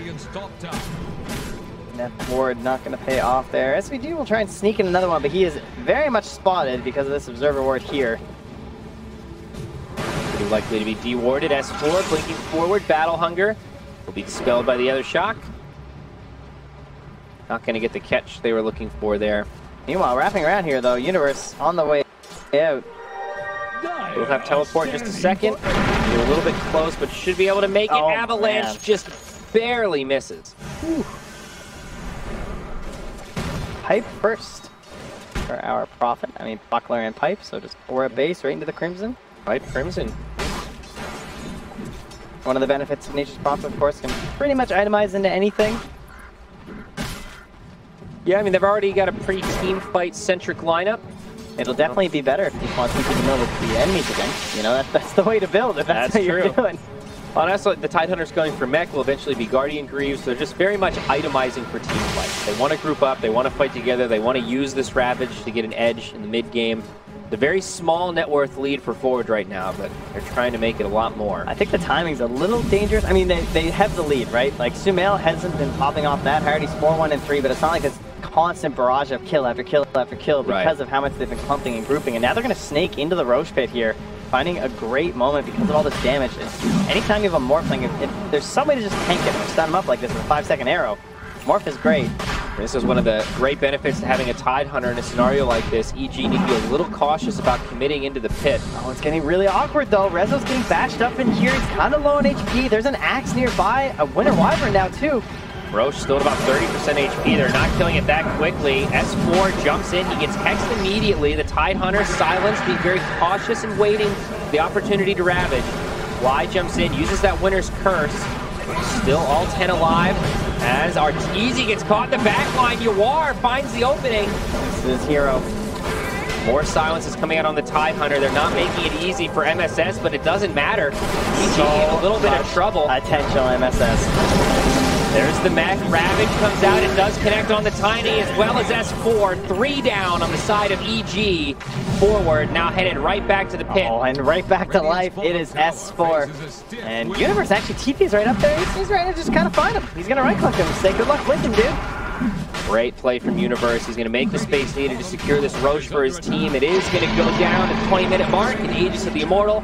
That's up in the hands of Resolution. Very nice. That looked like, I mean, see how Yawar played that fight too, because we talk about the threat of the Ravage, the threat of the Black Hole from these two big heroes, and never more evident than a fight like that. Crit, he has one concern, constantly silencing this Tidehunter. It's like, okay, that's great, he does keep getting it, but we're watching that. Feels like EG were watching that, and Yawar just assassinates in the back line there, and picks off Arteezy. Yep, big damage dealer. Could not have been a better hero to 10th pick, I don't think, for Yawar. Sambol coming out. Here's our fight once again here, but you can see just, first off, that Hex instantaneous when S4 jumps in too. Yeah, really nice play from SVG. Just ready and waiting. Keep an eye on the Mirana here. She's on the south side of the screen. She just straight up wraps around with the Moonlight Shadow, and we just solos Arteezy on the back line. It's a great movement. Yeah, they're constantly just like stunning up. They even tried like a toss play with S4 to maybe make the save there, but it wasn't enough, and another silence. And MSS just keeps rolling on forward, and then finally the closing Ravage there to help guarantee the kills on S4 and Sumail. No surprise to see MSS itemizing eventually towards the Guardian Greaves. He's going to get Blink Dagger first. Speak of the devil, he gets caught in the mid lane. It'll be a dead Tidehunter. They slice that watermelon up. Finding something back here, even if they won't have the Aegis, they can at least claim themselves a tower. But the Moonlight Shadow's used. That will likely drive them back. Or can they? Forward Gaming They mount a defense, and that tower will stay up for now. They're trying to do the same thing top, I think, with SVG. Radiant's bottom tower has Maybe fallen. considering throwing down the snakes here, depending on the defense he sees. And now just a Winter Wyvern, the wrap around the backside. There's the Hex. Wards come down into a shackle. SVG looking like he could even take a solo kill here, but Universe helps him out with the Wrath of Nature, and now this will be a tier 2 tower secured. Punishing that attempt mid there from Evil Geniuses, saying, I don't think they can respond top. We've got a couple heroes that can maybe leap in and stun if they try and start some TPs, and they'll grab it, and that is indeed another aura done here. Pipe and Crimson Guard for Universe. Solution clearing up some Necronomicon units mid. Always happy to find that additional farm. Really feeling the impact of SVG's Shadow Shaman this game. He's won 6 and 7 in terms of KDA, but it just feels like he's generally been in the right place at the right time with those wards at the ready. Unfortunately, when it comes to impact, it feels a lot like last game for old S4. Yeah. Can't seem to get anything going for himself. Last game, I feel like he actually had an easier game because at least he had the opportunity of Sunstrikes to work off of. And he had the early farm, too. Yeah, this game he has the slower farm. He has the Mystic Flares, sure, and he has the Tiny, too. And in fact, it also looks pretty good, but can't seem to get it. Maybe it's because crit, like, still bootless, too. Kind of hard for him to get around the map quite fast. I think some of it is also a testament to the movements of forward. There just haven't been easy openings for S4 to catch anyone. He hasn't really been roaming around with crit all that much. Feels like Axe really punishes opponents that are maybe lackluster in their positioning, and forward are just not falling victim to that. They are going to find Fly up top. He's going to get hexed again, trying to fly around the trees with the Arctic Burn. Winter's Curse will actually keep himself alive as he blinks back. Very nicely done. Now back to the mid lane. Double damage on Sumail, trying to bring down Resolution. They don't have the damage, and now Universe TP's in. They want to turn this one around. Moonlight Shadow's even been deployed. The tree grab Stuck inside of the Sprout. And it looks like Sumail on the run with a haste rune and a double damage will still survive despite all of that. Meanwhile, Yawar doing Yawar things as he solos down crit. Looks like S4 will catch him for a counter kill. 1,200 gold for S4. All right. Wow. Yeah, we're going to call that one not worth, I think, for old Yawar. Certainly not. Wards do come down, though, from the Rasta. Oh, where there's a magnetic field, though. Universe continuing to tank up, too, versus this Arcord and Tiny. He's going to go for the plus 10 armor instead of Treants. I feel like Treant Summon definitely falling off for some talent. And we'll see if the armor can save him. Sumail inbound, too much magic damage, but he actually lives. Compliments of the Pipe and the Crimson Guard. They'll probably be able to bring him down. The Sprout TP, they've got the taunt on the outside.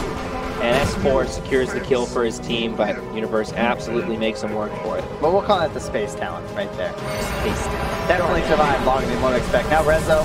Oh yeah, he walks up to the high ground here. I think he'll be able to make it out, but not the dream. Remember, he still does have Aegis, although it's about to expire in a couple seconds here. He's going to get a free regen rune out of it. Timing couldn't be better.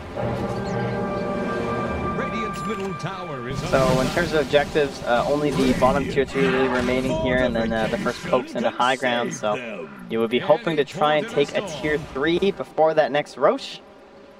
You might be able to take care of the shrines and make it relatively easy for yourselves. If you're forward gaming, if you're EG, you'd like to just get a second tower. That would probably feel pretty good. That would definitely feel good. Arteezy's farm is still really impressive, though, Trent. 17k net worth. Next highest is 12k on the Morph lane. Yeah, I mean, the start he was given was just he essentially had a free lane for an incredibly long time. Free lane all the way from Necro into Midas. So it's no wonder that he's so farmed and far ahead, but... And they transition this into any objectives. I gotta wonder with Sumail, I feel like it's just... What happened, you know? He's getting countered, I guess, by the idea of just all these auras built up by the Prophet. Like, that's a hero he's kind of hoping to pick off. And the smoke ganks that they've been attempting... Again, there's another ward down here. I feel like every time that they're grouping up, it's going to be spotted, but... And they'll find the D ward, but still, you can't just, like, smoke up and now go, you know? Absolutely. Sumail basically just been able to pick on this Shadow Shaman. That's the only target that's been able to fall victim to the combo. Everyone else is a little too tanky. I guess Morphling, depending on the scenario, but Rezo's had very good positioning. He stayed back, and it's not been feeding away his life. Still a very tight game, only a 1k net worth favor for forward. 15-14. Not surprising to see this elimination game 3. Both teams playing like they need it. Who will be the second North American team to join J-Storm in heading home? A lot on the line in this one. Here, there was some vision here in the mid lane, so kind of saw some heroes mulling about, then suddenly no heroes, so perhaps some concerns. And yeah, the ping comes out from Sumail as they saw Rezo, who was not smoked, fading in to the invis. So near the Roche pit. And Radiant also scanning. They find some heroes support on the high ground. SPG gets the vision. MSS with a huge ravage on the whole team. Crit goes down first, and the follow-up damage is there. Resolution finishing off S4 as the rest of forward chase down EG. Arteezy falls. Fly buys himself some time with a cold embrace, but he is out of options, except for the Winter's Curse. That'll buy him a little more time. The blink away. He will live, but a disastrous fight for EG. 3 down, a perfect ravage from MSS. That's a 5er. Yeah, you can't get any better than that when you're playing the old Tide Hunter, but the person who's really impressing me in all these engagements, it's Yawar. Again, he's identifying exactly the target he needs to go for. That time, it's Fly. Fly, he's on the outskirts of that ravage. He's the person who can turn that fight around just with a single curse. They're not able to bring down someone like Renzo, or perhaps Yawar right away himself, but he pops the BKB, just runs right at that Winter Wyvern. Some buybacks available for EG. Both dead heroes can get back into the game. Nature's Prophet just survives through the damage. Forward, a little bit low on resources. Sumail caught by the cold embrace. S4 jumps in, but the Hex from SVG. He's there, and out goes the TP. Universe survives. SVG's gonna feed his life away and say, take me, not my team. So worth Hand it, though. the tips over, my team. Force the buyback and only get the Shadow Shaman. Talk about the right place at the right time. After all that, though, that doesn't mean they weren't able to secure any sort of a tier 3 or anything, but Universe, yeah. Well, he's been dodging the ganks from Sumail. Not so much from the Arc Warden there, so Arteezy will try and further his position at the top. That's a lot of gold, actually. It's 778. Yeah, not too bad for EG. S4 gets a free courier, a couple clarities on it, but the Dunk will find it. Now Resolution, he's going to get caught as well. No way. Waveform down to the bottom. I don't know how he lived through that, but he did. Seriously, how did he live? Just kind of, I mean, a combination of his item build and then a little bit of pure luck at the end that there just weren't enough spins or enough damage back on him. And, I mean, okay, he got real low with that Manta into the waveform. I have to say, though, that whole fight with the 5-hero Ravage, SVG is what made the whole thing possible. That's true, with that ward. That was a nice play. Rotation into the tree line and putting that little ward down. That little guy, he set it up. MSS was there, just there for the alley-oop. Well, at this point, Roche, I believe that almost instantaneous, because it's right up now. Yeah, it was a quick one. So we still have everything available for the Radiant, except Moonlight Shadow, I suppose, but of course the Snakes and the Ravage being the most important two. Guardian Greaves up at 150 gold for MSS. They will jump onto the Shadow Shaman. Be a quick pick onto SVG. Oh, but Sumail arrowed. Potential Ravage coming out as well. The silence about to expire. It's going to catch 2. They bring down Sumail. Fly likely to go down next. S4 trying to make it away, but he will get chased down by the Morphling. Although the TP out will be successful. It's a 1 for 2. Forward finding the advantage there. Yeah, but they use that Winter's Curse too, so if they do head into the Roche pit now, one of the key tools for Evil Genius is not going to be available. Things from Rezo come out. And they still have the Rasta wards. Could be a blessing in disguise that the Rasta got picked first. He's going to be able to come back and they'll have that option to move into the Roche pit. I mean, they can also keep running forward here. MSS takes a lot of damage as the Mystic Flare comes out. S4. There's nothing left for him, grabs the Mirana as they have enough damage to bring him down. Yawar falls first. MSS on the high ground as Resolution comes in. Crit goes down. He'll buy back.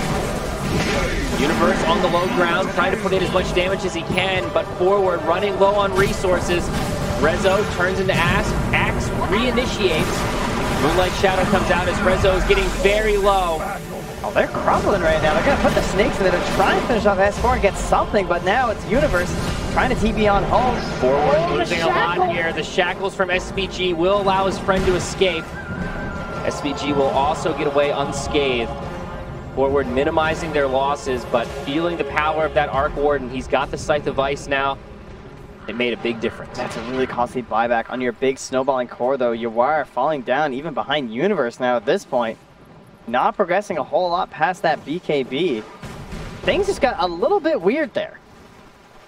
Really did. MSS keeps on chasing, and I didn't think they'd have the damage in the end. Yeah, you can see MSS kind of like wanders up this hill, and they throw down like the Mystic Flare and everything, and I'm like, okay, MSS is dead, but then my concern was that they wouldn't be able to actually finish Yawar with the axe with that Blade Mill to the vast majority, and then a couple lobs in there a lot of from damage Arteezy. And then Rezo gets kind of oddly shoved off to the side, because, I mean, there's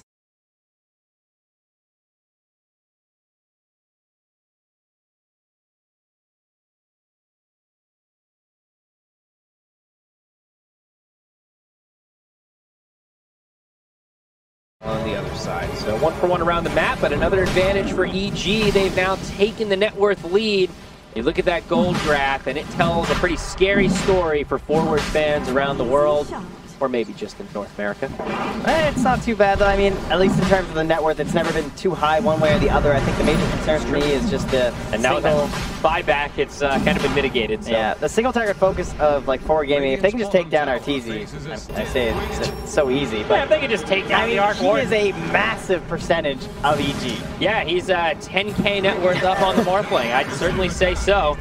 Tempest Double up on the high ground. The Hex right clicks, but Moonlight Shadow will be there. Tempest Double gets Hex. He's like, there's no value to this Tempest Double here, but down it goes. Really feels like EG are taking control. I hope you guys like Roche Fight. We got a good one brewing for you here. Got the Rabbit, Guardian Greaves now. This Tide has fallen victim to a lot of silences from that Ancient Seal. Will be a different scenario in this next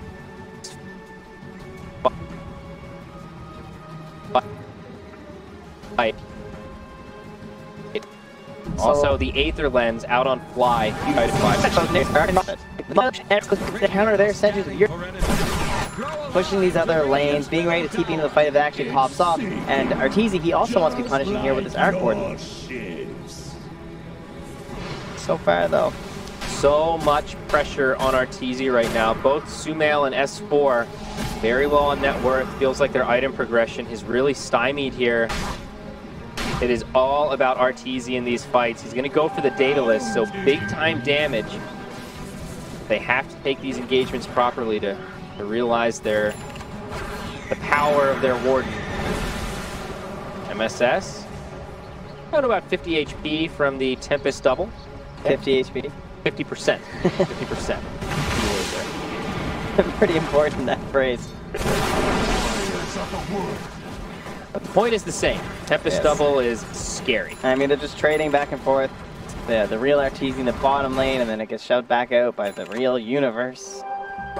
Ooh, that is a lot of damage now on Arc Ward, and he's already been lobbing them from the back line. So a lot of pressure on MSS to try and find that moment. The saves that they have are the counter initiations of the Wyvern and the Axe, so he's hoping to get at least one of them in that Ravage along with the real Arteezy. Right now only one BKB out for EG. It's on S4's Axe. Obviously the go-to tool against the Ravage. Which you can see Resolution also very close to his BKB. Brienz in the Roche pit. The Universe is keeping eyes here to make sure they know if EG sneaks in. Pain, Rune, Arc Warden. Absolutely disgusting. Uh-oh. So many Spark Wraith. Light Shadow. Finally be the move to break things up here. Both teams hungry for Roche right now. The smoke forward. Oh, Stray Arrow. Does connect onto S4. This kind of reveals the They're smoke. Not pulling the trigger though. The double sentry's placed down. Winter's Curse onto the Shadow Shaman. On the other side, the Morphling gets caught. He goes down immediately. Buyback, but they'll also lose SVG. It is a 4v5. EG finally getting this opening they've been waiting for so long. Few too many sentries though from SVG. He doesn't have the buyback. Returns to this game with the snakes. Maybe something they can use to try and fight in the pit. They still have Ravage. They really want to go. They have to let this one go, I think. Sumail's just playing right inside those Spark Wraiths, trying to force the fight into them. The Universe is already down bottom. Doesn't even look like they're going to get a trade out of this. John at about 50% already. That bottom tier 2 is pretty low. We've got a lot of treants pushing in. Yeah, missing the +4 treants right about now, I'd say. The 10 armor hasn't been helping him on the Arc Warden ganks, that's for sure. Yep. Like positioning here from EG, making sure there's no smoke rotation, just letting Arteezy and S4 sit inside the pit. They do manage to get that bottom tier 2, so small gain for forward, but EG now vastly in control, 8k net worth advantage. Also take their tier 1 top. They might just keep this train rolling and look for a tier 2. There's a line here from SVG, he's saying we're trading. Just try and run down bot, only show the Nature's Prophet perhaps. Okay, they're going to show the Morphling, but they're going to try and throw snakes on the high ground down here. Morphling, a little damage for that Tempest double. Resolution really needs that BKB. Oh, SVG barely staying out the creep wave vision here. He is moving it forward, trying to create some sort of an opportunity for them here. The real Arteezy pushing forward in the lane. Be a little careful, he could get caught here. They ping it out, the TP, they don't have eyes. If only he gone for the other high ground. Now on the other side, EG, they've made it to the tier 3. They've got a double siege creep. They force a glyph immediately. And this plan from forward to stay aggressive might not be as successful as they hope. Oh, they even send the Arteezy Tempest double in. A lot of damage onto MSS. They'll relegate him to the well. They're trying to make a play bottom with these snakes. See if they can count. And in fact, their tier 3 does survive. The strategy might work here. They haven't made it to the base quite yet, and Crit feels like they need a smoke or something on MSS. Like he needs to like try and wrap around and cancel TPs or something to Ravage. That's really the big play they're going for. SVG being a little bit conservative here with the wards. Just make sure he doesn't overcommit in case they have to come back. Arrow will connect onto the Tempest double, but the tier 3 does go down. Once again, favoring Evil Geniuses. Oh my God, this Tempest double is doing so much work on MSS. This Tide is going to live, but they force a Moonlight Shadow now. Rezo back down bottom, looking at Crit. They want a quick blast here. BG charges in. He's going to be able to grab him with the Hex. Resolution's there with the follow-up, but they'll let him live as they see S4 TP in. There's the BKB, Blade Mail. Sumail also joining the party. SVG likely to be the first to fall, and he will. Now the Morphling caught by the Yules. The follow-up Hex, there is no option for Rezo. And forward get completely punished. 2 down, no buybacks. Now on the other side, Arteezy with the Tempest double. Might be able to find a kill on the MSS. Guardian Greaves are there, and Yawar will have the damage. Unable to find the BKB there from Rezo. Can't get his moment. Brutal, the Morphling. Impressive stuff from EG, just taking that Roche fight and moving forward from there. The desperation plays being attempted. S4 not able to grab that snag there, but Arc Warden getting to that stage where he's feeling pretty close to capped out. Butterfly queued up, still with the Aegis in tow. Definitely could pick up the Moon Shard, but Arteezy is absurdly farmed. He truly is. He's doubling up. 34k net worth. Doubling up at 40 minutes, no less. That's pretty hard to believe, especially because this Morphling's like, well, pretty well farmed, you know? Yeah. But he's a Morphling and he's an Nature's Prophet. In fact, he kind of fulfills both roles, frankly. Yeah, with this Tempest double, just charging in, relegating 3 heroes to the well within their own base. And he just like drops some vision down here casually too, throwing some spark rates all around. That's another free tier 3 tower. They've got a Ravage, but they don't want to fight. Ratting top too. They look to be very good for EG. Still 25 seconds till this Morphling's back. They know the buyback's on cooldown. Not going to be up for another 3 minutes. They're playing for a bottom lane of Rax that still has a tier 2. This feels terrible for them right now. But nothing they can do without Rezo. They just know that it's not going to be a good fight. And the Arc Warden Tempest double just continues to control 3 heroes at once. Unreal what this hero can do with this kind of farm. Top lane of Barracks secured for EG. 1 lane standing between them. I guess tier 2 and a lane standing between them and Megas. 17k net worth. Starting to feel like EG will have this one unless forward dig deep. He's just fallen off ever since that first Roche fight. So what's the play for forward? They need to start assuming some risk to try to get back in this one. What's the option here, Trent? Yeah, the pickoff situation is very difficult because the Arc Warden is able to play so safe. I mean, he can basically just stick with his team right now at this point. He also has boots of travel too, so he can be completely on the opposite side of the map and still joined with both himself and his clone, which is very dangerous for the side of Forward Gaming. And Arteezy's just going to see himself right back to the base to guard that lane. Upgraded to the BOT's level 2 now. Arteezy can just TP into the front line. Smoke used as the Aegis gets reclaimed. Forward, looking for an opening here. They will rotate towards that bottom lane. Not going to find many enemy heroes though. Essentially desperation maneuvers, hoping that there's going to be an Arc Warden to try and gank his Nature's Prophet. There's a 10-second BKB now on Arteezy at 43 minutes. Very disappointing to see that is not the real Arc Warden. Tempest double, but he will clear out the creep wave. And that's going to stop this push party. And look at the dire scan too, just trying to figure out exactly where are they lurking? What is the play they're attempting to make? And when that scan doesn't hit on their own plateau, S4 just circles exactly where Forward are playing. Reza revealing himself on the wave, likely to confirm his suspicions here. Easy doing a great job just delaying this push. Surprised they didn't get one creep wave here, to be honest, but with the Arc Warden, very hard to just drop snakes and hope for something. SVG would certainly be doomed to die. He has no buyback, and even if he got a tier 3, it seems pretty unlikely they're going to find their way to the top shrine to do anything about it. Right. EG so patient, just waiting. They know that eventually someone from 4 Games is going to walk out here, and they're actually going to smoke to meet them now. Wrap around play, Universe, the only one not with the rest of Forward. Always teleport in. How fast will you view this BKB arrow on the front line? Teasy, that's the Tempest double, jumps in onto the Tidehunter. Hex Forward there, he's got a decent call. He's made up for the missed steps prior as Resolution and MSS get obliterated. Yeah, we'll call that redemption. He also skids up the Marana for the Hex from Arteezy. S4 redeemed. Triple kill. Put a stamp on game 3 here. 2 without buyback. Yawar does have his available, but feels like the beginning of the end for Forward Gaming. The line has been drawn, and EG, they want to take this tier 2 and secure their megas. SVG looking for the TP home. He will not make it in time. The Tempest double gets there. Good night for Rasta. Now the EG tipping each other is starting to feel a little jovial, I'm sure. Fly playing inside the base at this point. Forcing the buyback out of Yawar here. Evil Geniuses.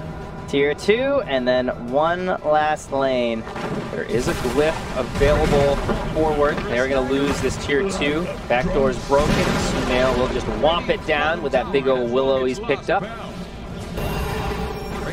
Morphling does have a buyback, won't be forced to use it, so he will have 2 lives in this next engagement, but this tier 3 falling very quickly just to Arteezy. And they're going to find the bots 2 up top with S4. They got Universe. Oh, down he goes. They played so well around this Arc Ward in this game. Like, they were stalling a little bit here, but Arteezy, of course, was always at the top. And even though the other 2 cores were well below almost everyone on Forward Gaming, it didn't matter. They were so ready on the time counted when that big fight in their own base. And there they go, onto Arteezy. Ravage, they know how important this kill is, and they will bring him down. It's a good setup, but they've got very little gas left in the tank. The BKB Morphling locked down by S4. Resolution will turn into Axe himself. Winner's Curse onto the Nature's Prophet. Not doing too much damage, but it sets up for the Axe. Gets the call on 2. It's a dead Prophet, soon to be a dead Tidehunter. Buyback now used by MSS. This is going to be the final hold for Forward. The Morphling also follows suit. Buyback used there, but Megas will be secured despite the roster boards being used. EG with all 5 still alive, tightening their grasp around Forward. Feeling very good about their trek through the lower bracket. Soon to eliminate their other NA brethren. The buybacks have been used. It's a 5v3 Forward. Ready to give it all they've got, but it's not much. Tempest double, relegating the 3 back towards the well as the tier 4s get chopped down. A familiar sight here. Get the old Tempest double running into the fountain. Finishes off SVG. It wasn't harsh enough already. And Sumail ready to throw some people out of the well here. MSS one last leap in there.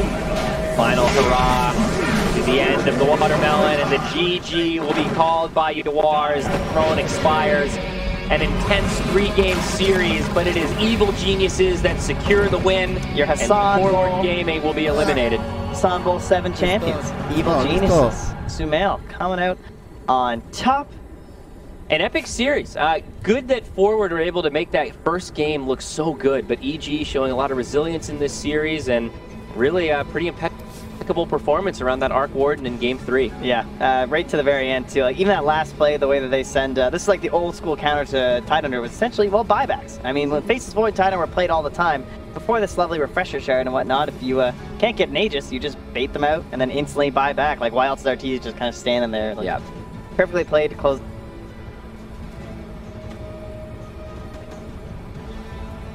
Pero qué rico juego.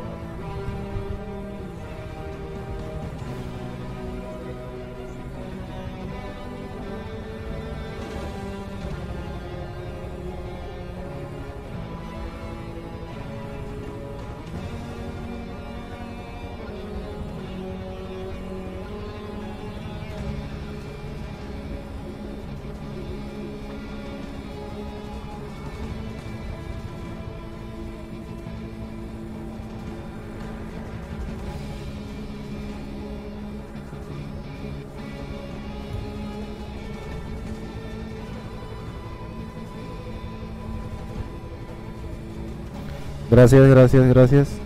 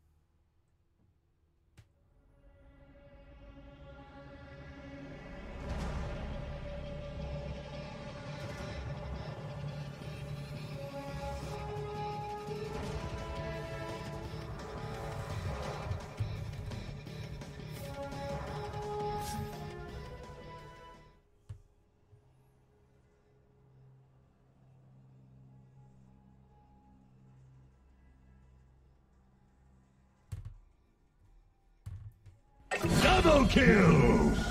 Dominating! Triple kill!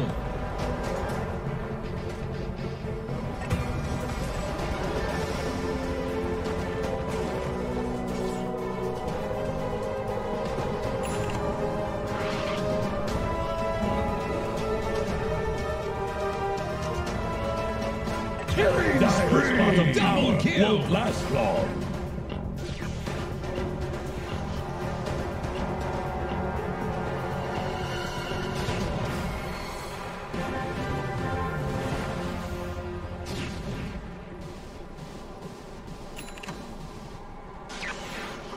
Dire's middle tower is drowning.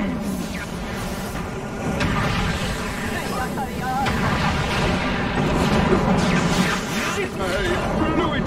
Dominating!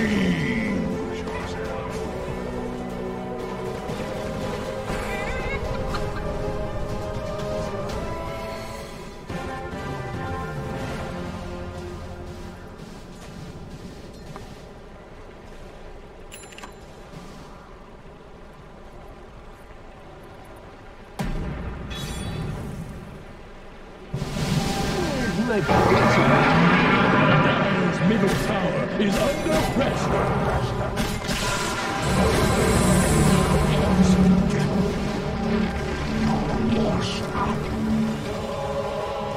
Mega kill!